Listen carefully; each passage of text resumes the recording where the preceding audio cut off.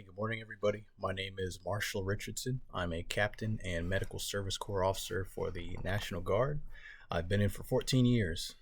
I'm currently the medical operations officer for the 43rd Civil Support Team, or CST. A little bit about what that is. CSTs are a full-time National Guard unit. What we do is we specialize in weapons of mass destruction detection. We will do sampling. We will do some presumptive identification analysis, a little bit of mitigation measures, and then assessment for whatever region that we're assigned to. So when we're talking about WMD threats, this can be chemical, things like hydrogen cyanide or sarin. It can be bio. You're talking ricin, anthrax, things of that nature, things that have DNA. And it can be radiological threats, things that are you can't necessarily see, but they can affect your body down the road. Things like cesium-137, uranium. There are currently 57 CSTs in the military for the United States. There is one per state. New York has two, Florida has two, California has two, plus Guam, the Virgin Islands, Puerto Rico, and then Germany. I happen to be in the one in South Carolina, the 43rd. So my job as medical operations officer is to essentially supervise and coordinate the medical and analytical assets and response for our team for any incident that we're called upon. So I currently am supervising one medic, PA, and then our science officer. And my job varies from day to day, but usually it'll entail calibration and ordering and stock control of like medical equipment and medications. I will do site safety plans for the incident commander. I will do a lot of coordinating with local EMS and hospitals or even neighboring teams on terms of signs and symptoms or decontamination procedures. I'll also assist with operation of our mobile lab with the medic and science officer to help detect unknowns, depending on if they need help in there. I've been doing this job for over 2 years now. Before this, I was a mobilization planner and medical platoon leader for the Iowa National Guard part-time, and I was a paramedic full-time. But a little bit about my perspective on leadership. I think it's a lot like parenting.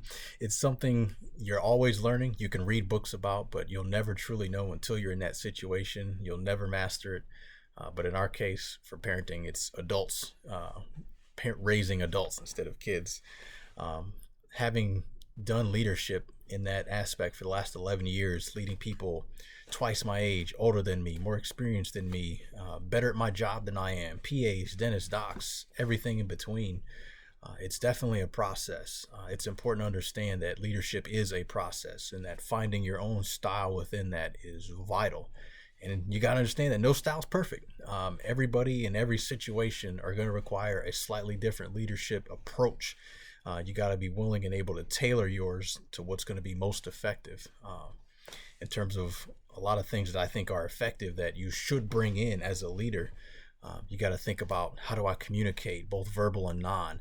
Am I willing to accept responsibility for failure, but accept no credit for the successes? You should be able to lead by example, be the reason that people want to come to work because you made a positive culture. And not just with that, but how do you interact with people within that culture? Are you aware of your subordinate situations when there's times of highs and lows? And are they willing to trust you to talk about those lows as a leader? Do you just want to be a robot that tells them what to do?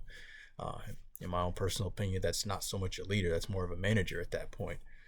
But you should also be developing other leaders. As a leader, you want to work yourself out of a job. You may have the knowledge to do everyone's job or a big overview, but you want to empower everyone else so that you can do less hands-on and more supervising. Those are just some of the things I could talk about leadership a lot. Just I've been doing it for so long. But in terms of some of my expectations for the class, I'm actually excited to learn more about the other leadership styles for my classmates, including historical examples, seeing examples of poor leadership, current events, past events, learning more about, like I said, my classmates and how they lead in their organizations, regardless of their position, and getting whatever feedback that they can offer for me in terms of how I could be a better leader. I'm actually looking forward to a lot of that, even if it is just through stories and chat boxes. I'm happy to learn from other people, but I don't want to run this too long. I appreciate y'all listening to my video. Everyone be safe out there.